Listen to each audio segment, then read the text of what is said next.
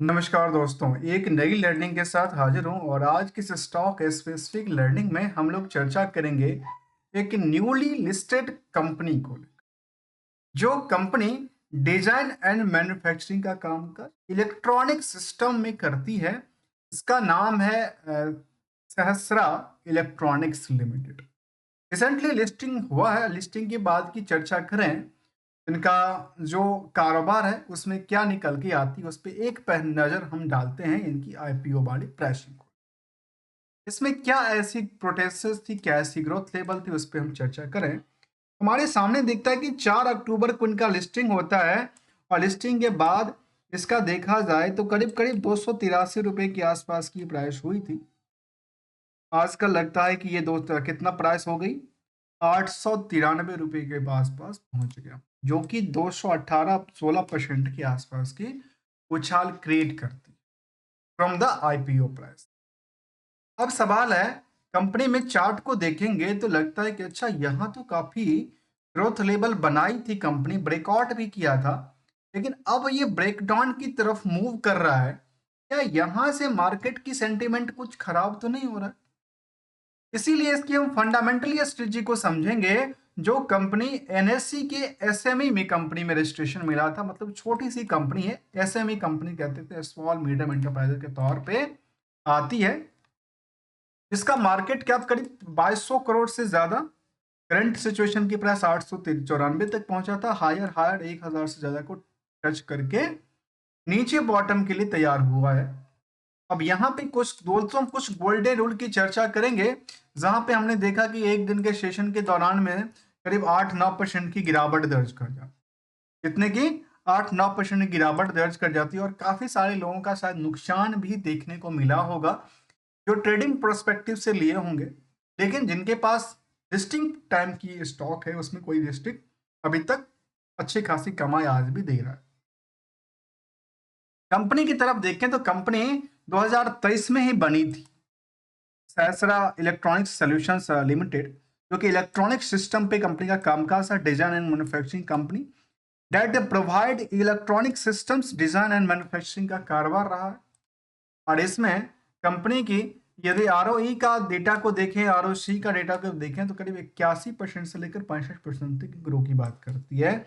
जबकि इंडस्ट्रियल के पी के अकॉर्डिंग जो आज इसका जो ग्रोथ रेवर है, जो मार्केट में डिमांड है क्राउड को लेकर के, वो नियर अबाउट सेम की बात कहती है।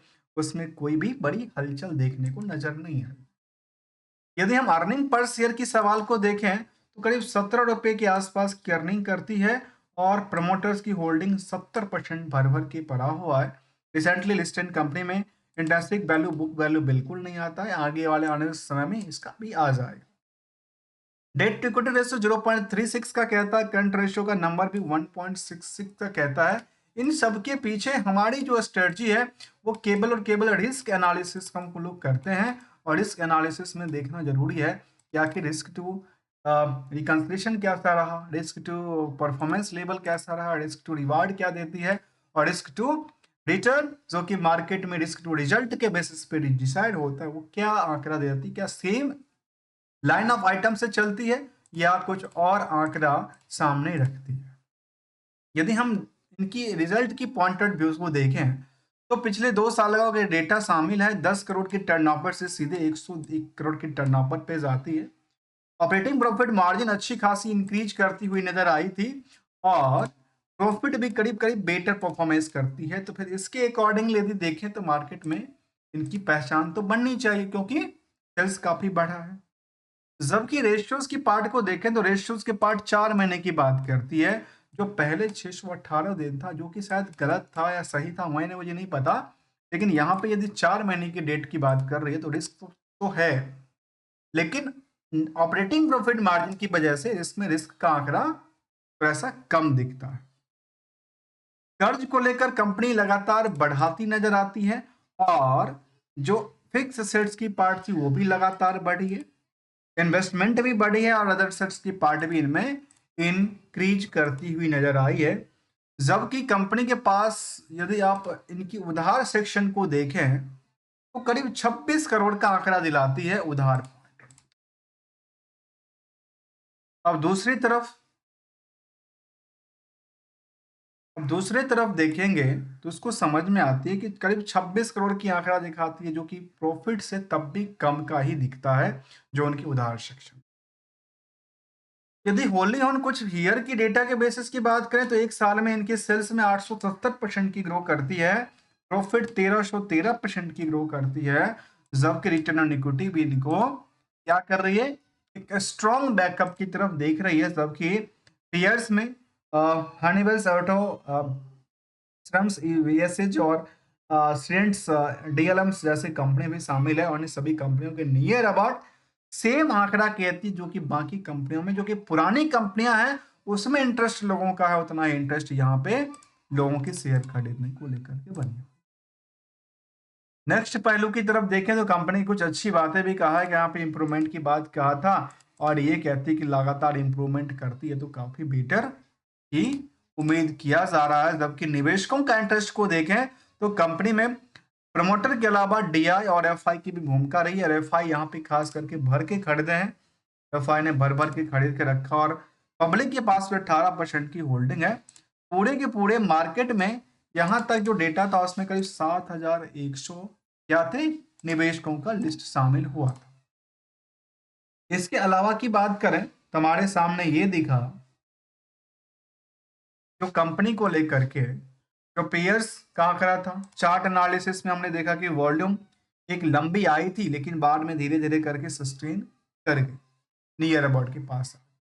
अब यहाँ पे दोस्तों एक सिंगल सी गोल्डन रूल की चर्चा करते हैं, क्योंकि कई सारे सवाल होते हैं कि हमने टॉप पे लिया, हमने बॉटम पे लिया, कहाँ प्रॉफिट होगा कहाँ। दोस्तों मैं ये नहीं कहता कि आपने कहाँ पे लिया, जहां भी लिया उसको आप बॉटम मानिए, उसको मानते हैं क्या, न्यूट्रल।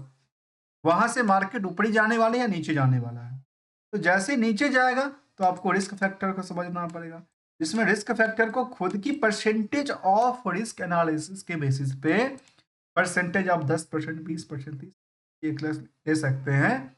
और यदि प्रॉफिट दिख रही है पोर्टफोलियो के अंदर जो कि आपके एक्सपेक्टेशन 10-20-30% के आसपास है, उसको बुक करना चाहिए और यहाँ पे एसएल के साथ निकालना चाहिए, जिसमें खुद की एक्सपेक्टेशन, खुद की टाइम फ्रेम, एक टाइम फ्रेम भी मैंने रखता है और एक ट्रेंडिंग को फॉलो मैंने रखता है।